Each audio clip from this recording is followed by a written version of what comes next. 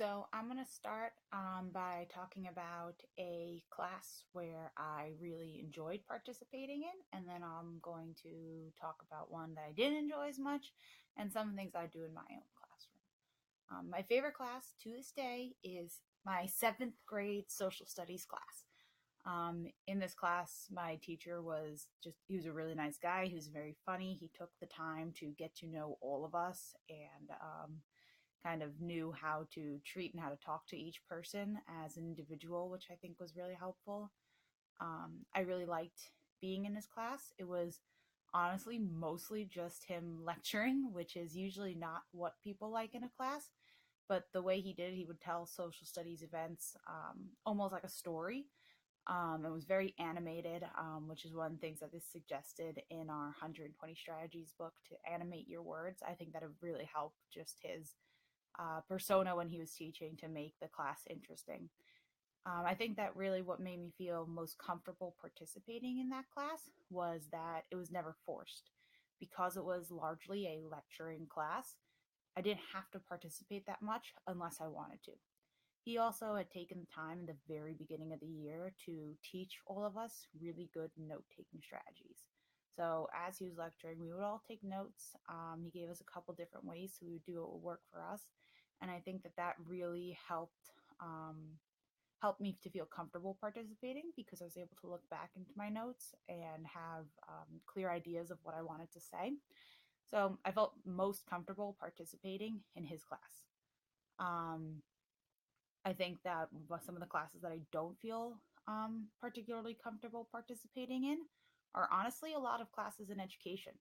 I find a lot of the education classes I've taken in college want to try to stress the differentiation in all the different ways that students learn, and very often they try to be really creative in their assignments, like making posters and building things and doing all these sorts of things that are art that feel very arts and craftsy to me, and um, they just it seems like it's taking time away from actually learning the information, and it's not really my style. So when I have to do some sort of an artistic poster and then present it, I'm really not comfortable in those kinds of classes.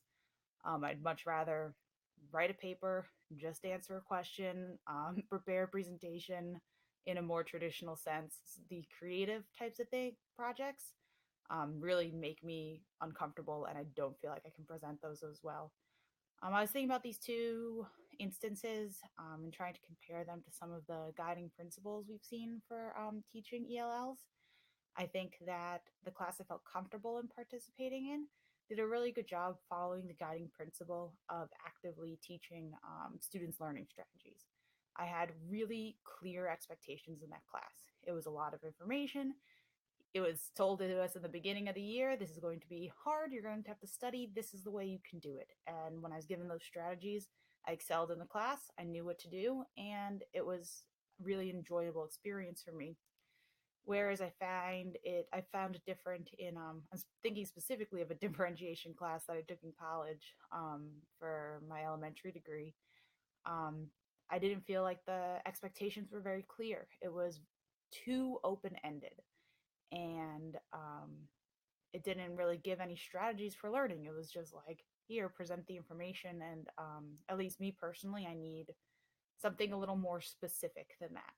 I also felt that sometimes when they'd give you something like, you know, draw a picture of what you learned, I didn't necessarily feel like it kept the same cognitive challenge, which I know is also a guiding principle in the 120 Strategies book.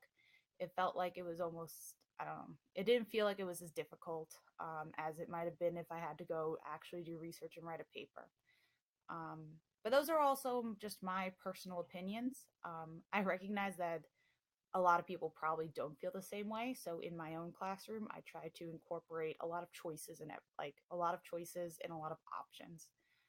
When students have to present information, I like to give them the choice. Do you want to write a paper? Do you want to do a project? Do you want to do something creative? Because me personally, I happen to fall into a very like stereotypical learner category that I like, or not stereotypical, but traditional learning category that I like to write papers and do research, but that I know that that's not the majority. So I think that giving students options is really helpful in making sure that they're successful and comfortable and willing to participate in the classroom.